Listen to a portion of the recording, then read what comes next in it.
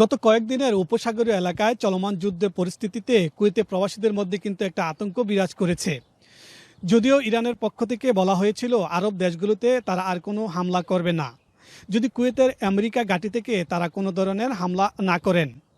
দীর্ঘদিনের অস্থিরতা ও যুদ্ধ যখন প্রায় শেষের পথে এবং আঞ্চলিক স্থিতিশীলতা ফেরার আভাস পাওয়া যাচ্ছিল, ঠিক তখনই শনিবার রাতে কুয়েতের আন্তর্জাতিক বিমানবন্দরে জ্বালানি ট্যাঙ্কে ড্রোন হামলা হয়। তবে কুয়েতে বিমান প্রতিরক্ষা ব্যবস্থা তাৎক্ষণিক তৎপরতায় সেগুলো আকাশপথে প্রতিহত ও ধ্বংস করতে সক্ষম হয়েছে।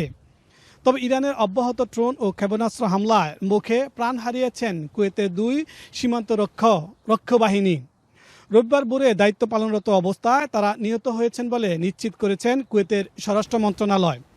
এদিকে কুয়েতের প্রতিরক্ষা মন্ত্রণালয় জানিয়েছেন হামলার উৎস ও ধরনের জানতে উচ্চ পর্যায়ে তদন্ত শুরু হয়েছে। বিমানবন্দরে নিরাপত্তা অবস্থা আরও জোরদার করা হয়েছে এবং জনগণকে আতঙ্কিত না হয়ে পরামর্শ দেওয়া হয়েছে। আপনাকে আরেকটি বিষয় জানিয়ে রাখি, কুয়েতে বিমান চলাচল বন্ধ থাকায় যারা দেশে গিয়ে আটকে পড়ে আছেন তাদের 28 ফেব্রুয়ারি থেকে 3 মাসের ভিসা স্বয়ংক্রিয়ভাবে সংযুক্ত হয়ে যাবে। এই ছিল আমার কাছে কুয়েতের চলমান যুদ্ধ পরিস্থিতির সর্বশেষ খবর।